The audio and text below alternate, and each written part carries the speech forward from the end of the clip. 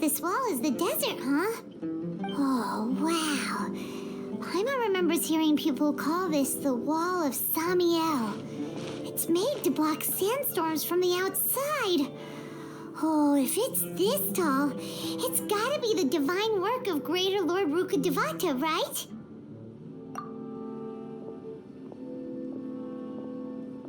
Enough gawking. Come on, follow me. Huh? Over here.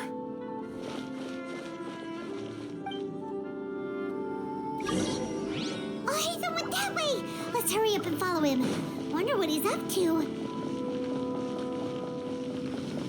What should I say?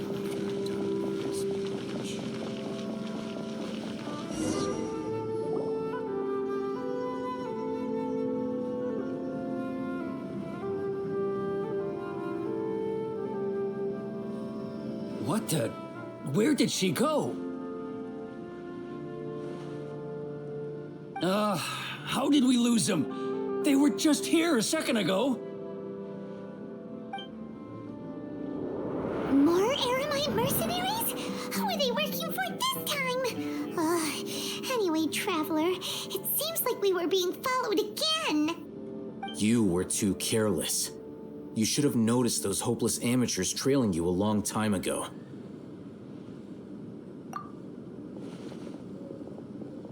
There's no need to thank me. I've never cared to keep track of personal favors. All I did was correct a mistake I happened to come across. It's a habit I developed at the academia. You really gave Paimon a scare, Alhaitham. We never thought we'd run into you here. Last time we met at Port Ormos, didn't you say you were going back to the academia?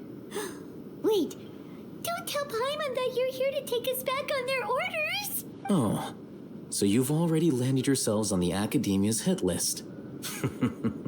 I can't say that I didn't expect it. However, had I wished to turn you over to the academia, don't you think you'd already be the Eremites' honored guests by now? Oh, right. You do have a point. I have no interest in running errands for that project. As a scholar, I've always belonged to the camp that promotes researcher autonomy. And these days, you're more fascinating than anything the sages can offer. Not quite. To tell you the truth, I'm still investigating the divine knowledge capsule. Unfortunately, I've run into some difficulties. Everyone says the capsule originated in the desert and was eventually moved to Port Ormos. If I am to get to the bottom of this, I must understand how the capsule first came to be. Which brings me back to you, and why you're so interesting. The leader of Ain al-Ahmar used the divine knowledge capsule right in front of you, and upon seeing him, your expression became perplexed, and you were lost in thought for quite some time. To have that kind of reaction, I think you must have realized something. Are you interested at all in sharing what you've been hiding from me?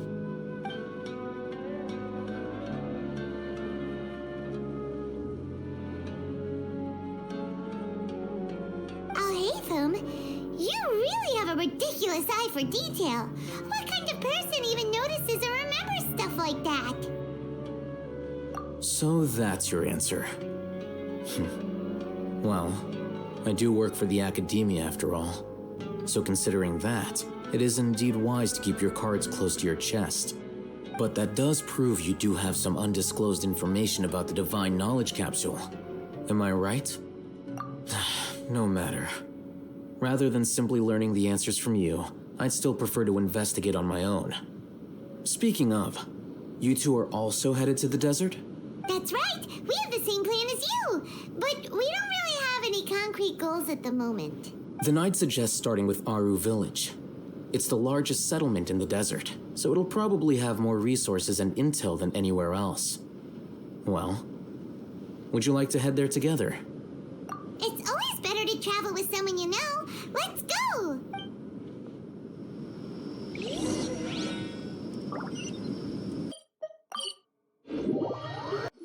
Before us lies Aru Village, the safe haven of the desert folk. Whoa, this landscape is really something else. What a cool place! Let's go check it out!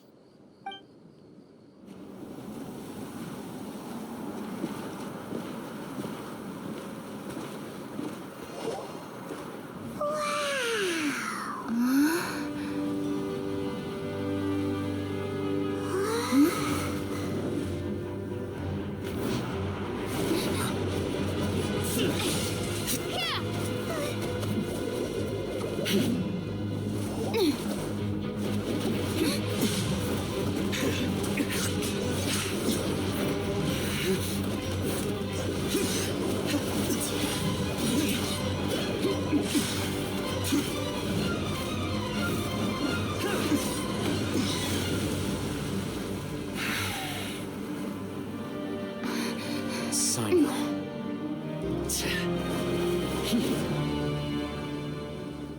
Unless my memory fails me, we have barely spoken 2 words to each other before now at the Academia.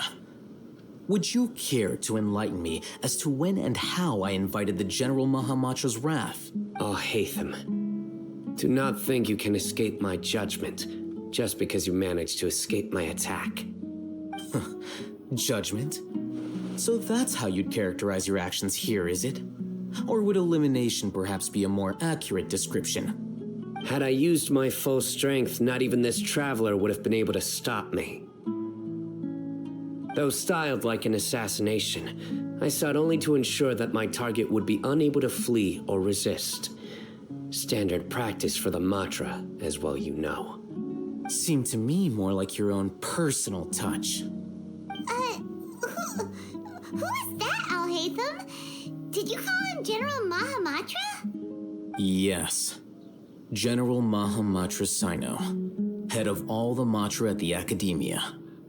He's a formidable hunter, and the ultimate nightmare for any who have committed academic crimes. You seem to have placed a lot of trust in alhaitham, to the point of blocking an attack for him. If I were you, I'd never choose to side with him. I wouldn't believe a single word that comes out of his mouth. I have been pursuing this scribe for a long time. I urge you, stand back and do not seek to defend him any longer. Otherwise, there will be consequences. Has alhaitham done something wrong? Paimon doesn't think he's as bad as you've made him out to be. I won't waste my breath explaining things. Alhaitham, I saw it during our fight. Take it out. The divine knowledge capsule you're hiding on your person. Unless you want me to retrieve it for myself. Very perceptive of you. Nothing escapes a Matra's senses. Wait, the divine knowledge capsule? Didn't it fall into the Matra's hands in Port Ormos? No wonder you speak with such confidence, Cyno. But I must admit, I'm very curious. What does this capsule mean to you? And why, as General Mahamatra of the Academia, are you all alone in the desert? As far as I'm aware, the other Matra have been speculating about your disappearance. Have you been given a mission that's, let's say, morally dubious? If I was the real target of your mission, what was stopping you from simply using your authority and resources to judge me within the walls of the Academia? I should have known you'd be difficult to deal with. You two? Ugh. What you would do, Traveler? Paimon feels like we can't trust either of them. Ahem. Well, look at you two, acting all tough and self-righteous over there. Wait, Dehya? Great! Finally, someone that we can trust!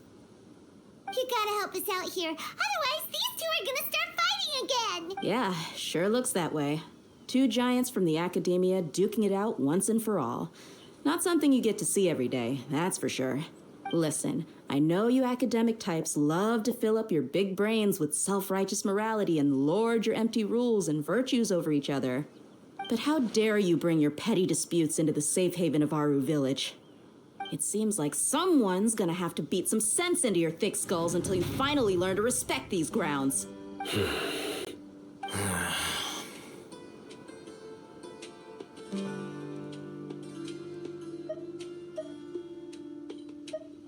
Hey, did either of you hear a word I just said? Whoa, what's going on? The wind's so strong! Is this a sandstorm? Paimon's gonna get blown away! Another sandstorm? What's up with these recently? Hey! All of you, over here, quickly! We have to take cover! Someone's calling for us! Oh, this wind is too strong! Let's get over there! That sounded like Candace. Come on, you two. Jeez, are all of you academia folks such hard work? Move it! All right, stop yelling.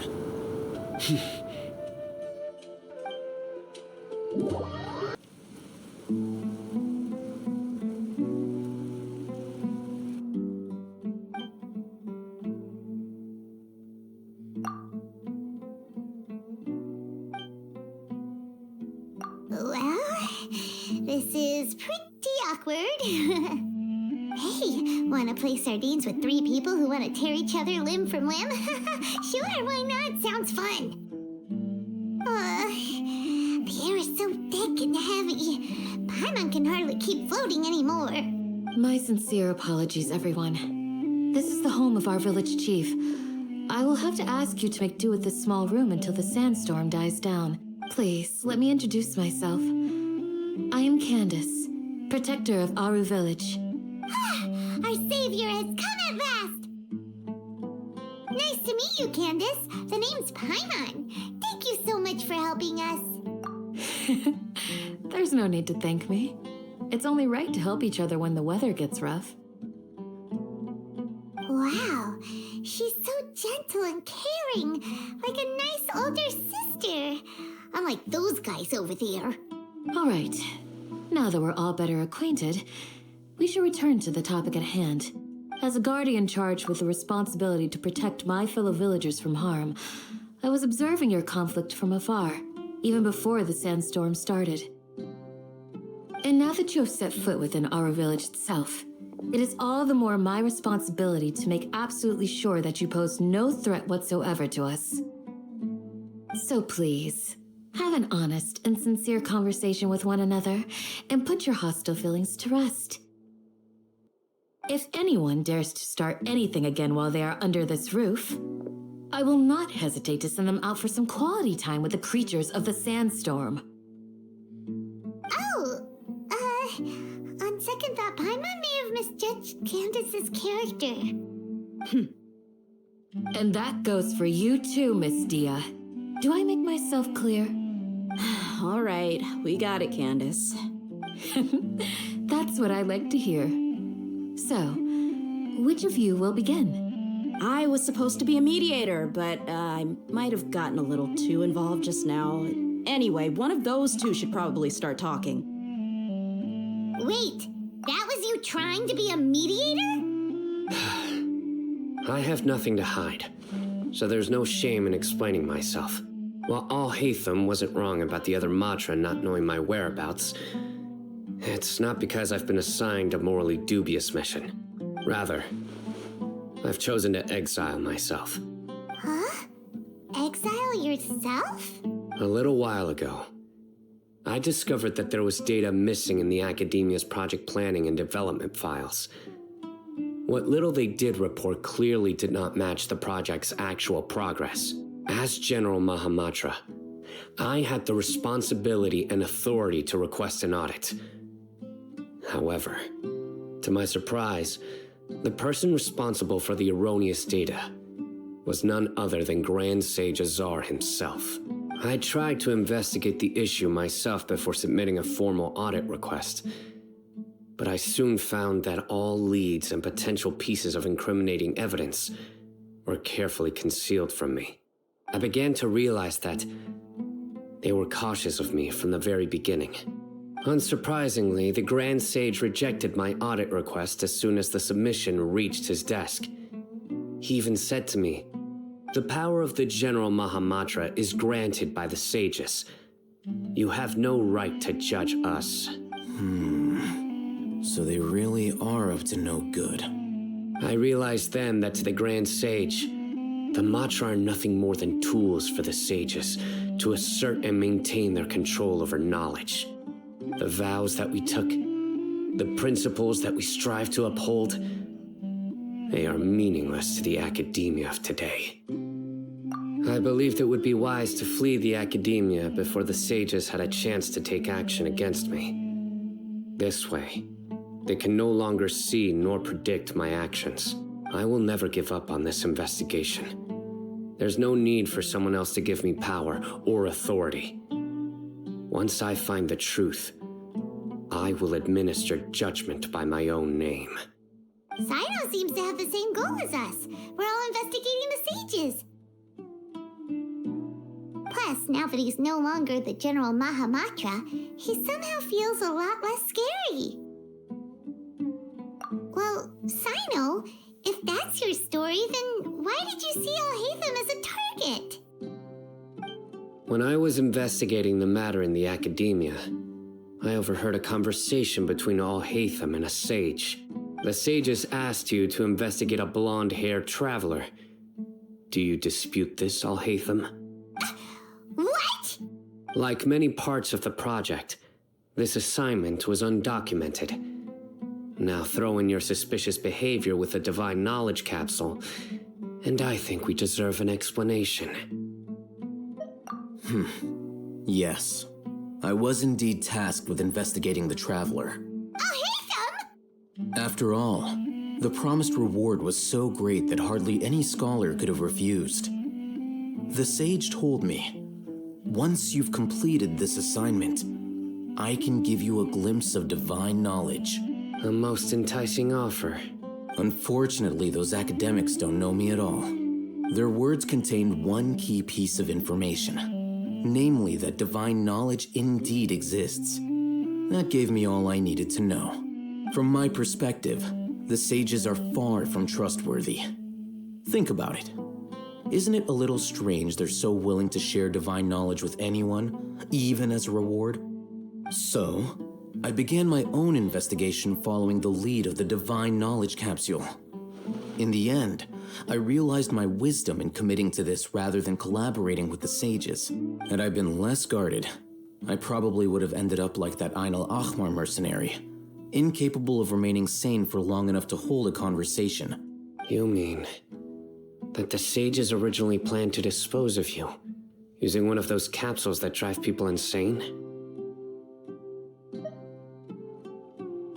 I'd already given up on the assignment by then.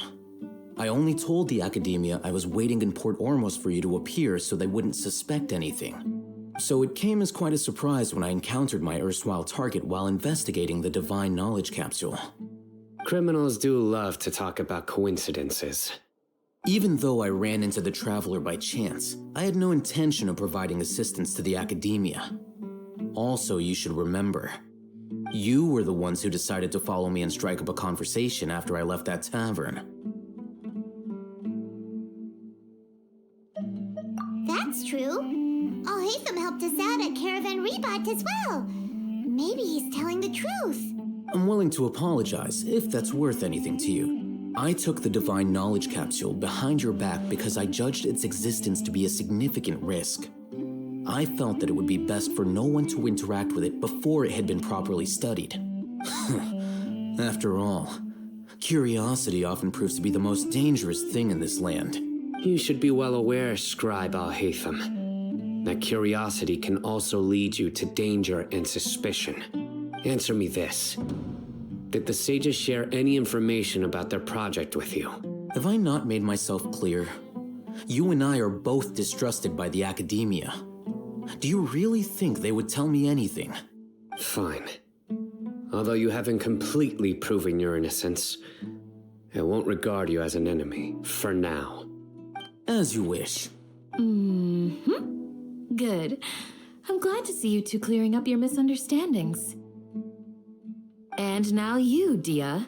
I believe it's your turn. Oh, sorry. Whatever the boys were talking about must have been so boring that I spaced out. My situation is pretty straightforward. My employer, Dunyarzad of the Homayani family, is friends with the Traveler and is currently recovering from her illness at home. I had nothing going on, so I decided to return to Aru village for a visit. I was actually looking forward to a pretty exciting time getting back together with everyone here. But then I saw these two random guys in the middle of a pointless argument. It ticked me off, and things went downhill from there. Is that all? Well, I will admit that definitely sounds like your style. In that case, welcome back, dehya. That's more like it. I missed you all so much, Candace. Whoa! What was that sound? No need to worry. Now that you're no longer at each other's throats, please make yourselves at home. I'll take a quick trip outside to clear out some of those creatures in the sandstorm. Creatures? In the sandstorm? Are you sure you don't want some backup? Fighting in a sandstorm is not for the faint-hearted. Anyone without extensive training in these conditions is at a disadvantage. You needn't worry. Yeah, just leave him to Candace. Don't worry, she's as tough as they come.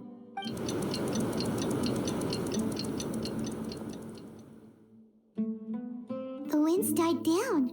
That means the sandstorm's over, right? Candace still isn't back yet, though. Is she alright?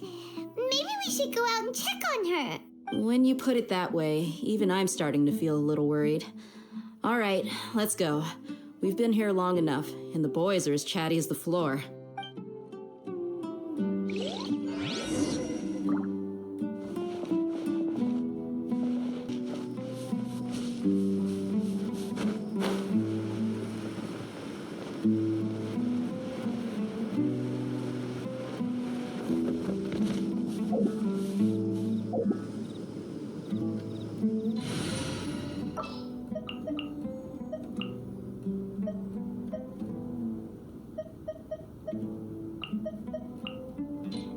Stay close.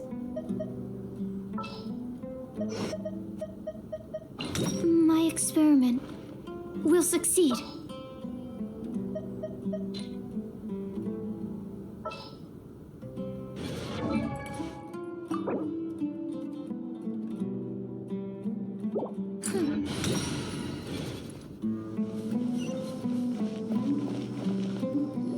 Oh, Candace, you're still fighting?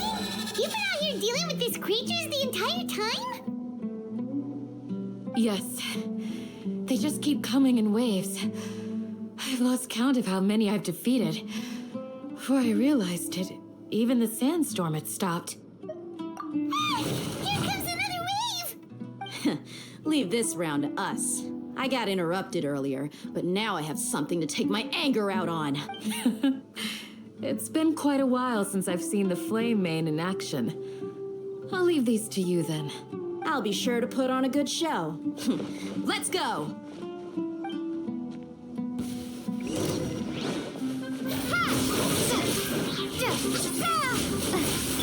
Animal test 6308. Stand clear. Let's get it on!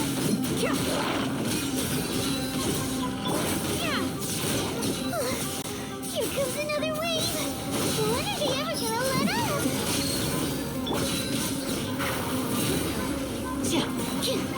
Absorption test.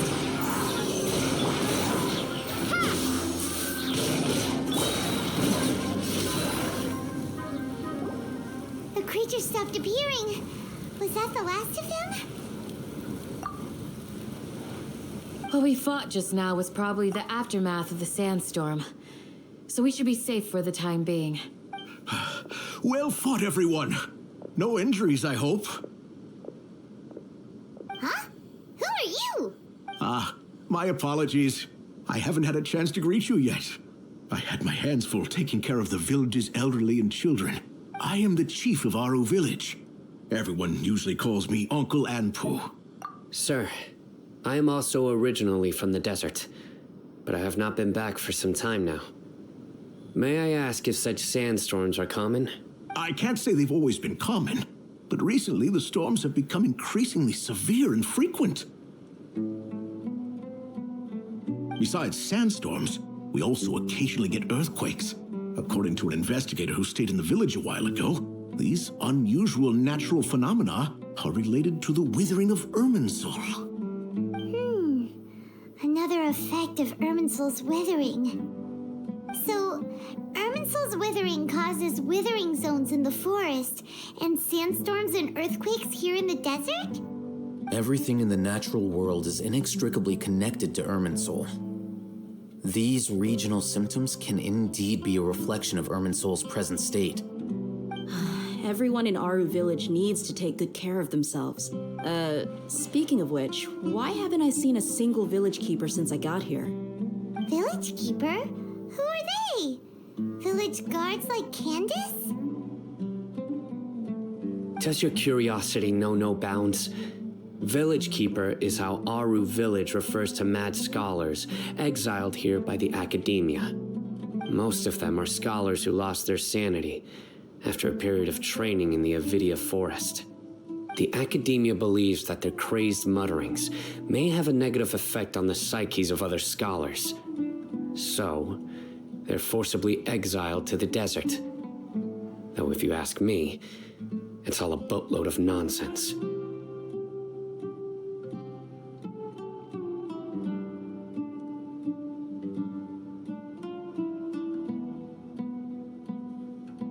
Alas, that's exactly what we've been trying to investigate. One by one, the village keepers have been mysteriously disappearing without a trace. But no one in the village has ever seen them leave. If you're planning to stay around the village for the next few days, I'd appreciate it if you could keep an eye out for them. I've had encounters with those people in the past. I'll see what I can do to help. The Matra are the ones responsible for their exile. Now that you're no longer with them, are you trying to alleviate your guilt and atone for your past sins? I'm fascinated by how you think. Mock me if you will, but if you are guilty, I will eliminate you, regardless of my position or identity. Oh, you're the former General Mahamatra. You must be an expert in these kind of investigations. Thank you for your help. Is it because you're reminded of Hypatia? Oh, these poor scholars. First they lose their sanity, now this! We need to help get them back home, safe and sound. But, is it really a good idea to tag along with Cyno? You seem like you really don't trust him. I'll be grateful for the assistance. No doubt you will do a better job than some of my former subordinates. Let's start by finding a spot to share what we know so far.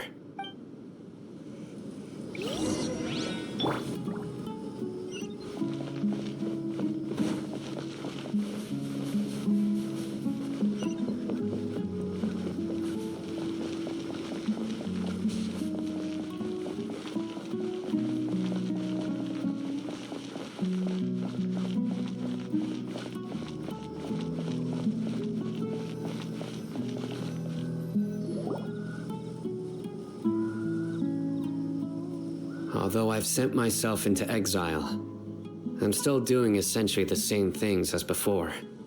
Do you still have any questions for me before we start our investigation? One of my former subordinates told me that this title has its origins in a strange incident. The Academia has long exiled mad scholars to Aru Village. A mysterious phenomenon exists here. When mad scholars first arrive, they are as incoherent and deranged as before. But after spending some time here, they invariably begin to calm down. Initially, the people of Aru Village greatly resented having to take in the mad scholars. But a strange incident one night changed that. Aru Village was struck by the strongest earthquake in living memory.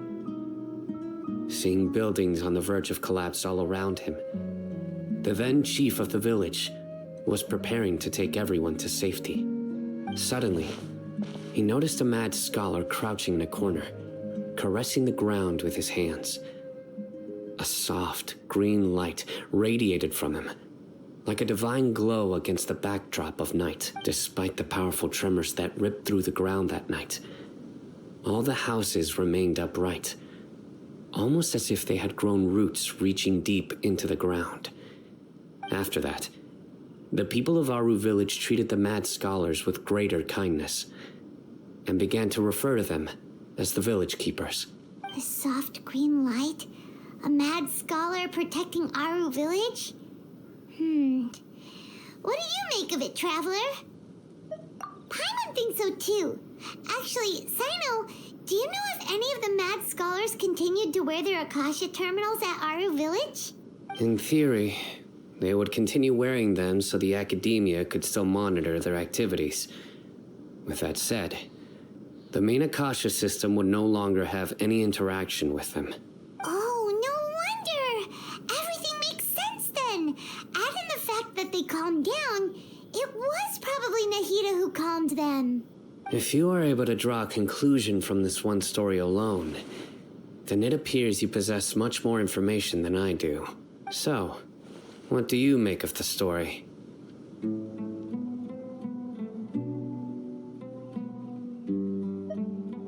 Really? Lesser Lord Kusanali. What? You don't believe us? Lesser Lord Kusanali was definitely using the Akasha to give her power to the Mad Scholars!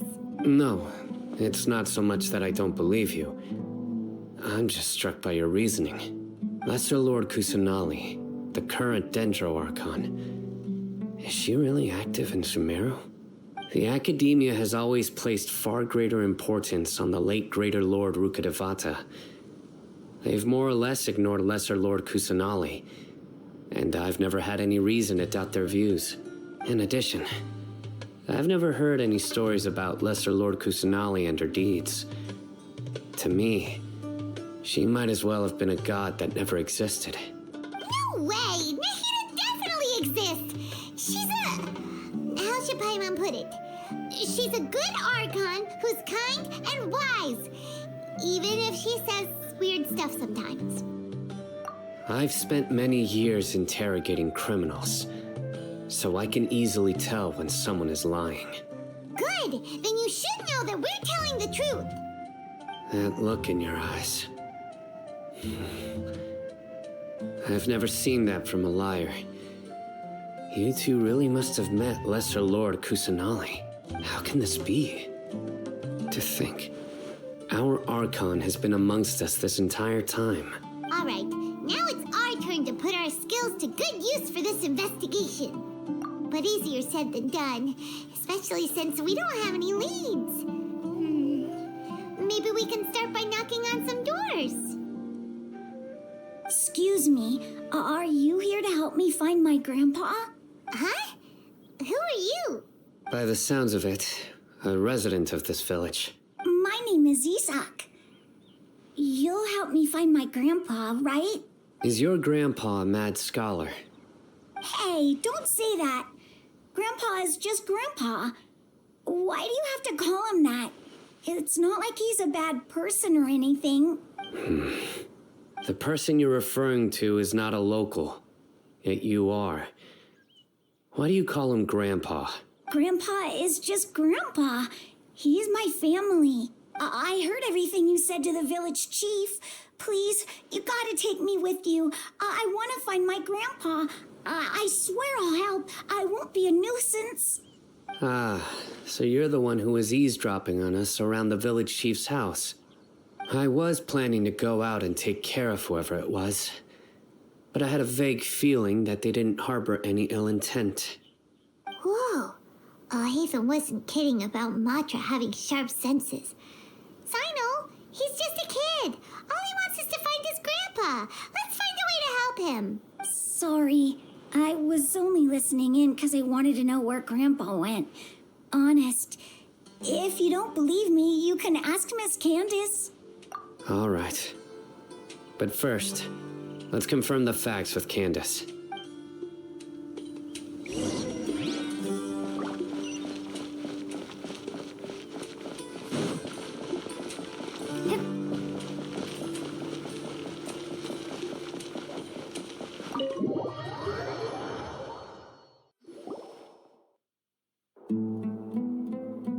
Cyno is super vigilant. Is this what all the Matra are like? Ah, you're back already. We just wanted to confirm something with you. Do you know a boy by the name of Isak? I had a feeling he'd go looking for you. Huh? You knew this would happen? Yes. Although he tried his best to stay hidden, I still noticed him eavesdropping outside the window. He really wants to get his grandfather back. Isak's parents were both Aramite mercenaries who rarely returned to the village after finding employment in the city. He was raised by his grandfather. Unfortunately, It was only a few years before his grandpa passed away. Isak was still very young at the time, so various families in the village took turns caring for him so he could survive. Later, an elderly mad scholar arrived at the village. Isak thought the scholar bore a striking resemblance to his grandfather, and thus often spied on the man. However, the scholar was unkempt in appearance and incoherent in speech. Although Isak referred to the man as his grandpa, he was afraid and didn't dare to approach him. One summer night, the oft mumbling and bumbling grandpa suddenly calmed down and seemed to become more lucid. He even noticed Isak hiding in the distance. So Grandpa walked up to Isak and patted him on the head. He even took Isak to the entrance of the village, where he patiently taught the boy the names of the stars, and accompanied Isak until he fell asleep. The next morning, Isak woke up and wanted to go find his grandpa again, only to realize his grandpa no longer recognized him. However, even so, Grandpa retained his calm expression. It's said that those who saw the scholar claimed he no longer appeared to be crazy, but appeared to be living in his own world, almost as if he were sleepwalking. Isak was thrilled that his grandpa was able to find peace, and would follow him all the time, asking him things like, "Grandpa, want me to take you somewhere fun?" Or, "Grandpa, could you tell me stories about the stars again?" All this somehow just makes Paimon feel really sad. It seems like they both deserve so much better. Perhaps. Nearly everyone who lives in the desert has some form of hardship or regret. But even so, we must still continue on with our lives. It's also my reason for fighting. I must continue to protect this land.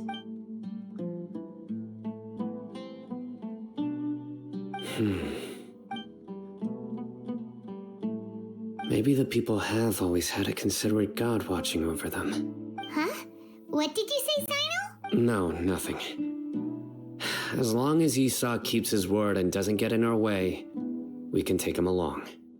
Perhaps you are more compassionate than I gave you credit for. Please accept my thanks on Isak's behalf, Cyno. Hey, Isak! Oh, it's you guys! We've cleared everything up. Let's go find your grandpa. Really? Wow, thank you so much! Yeah! All right. Let's ask the local residents some questions first.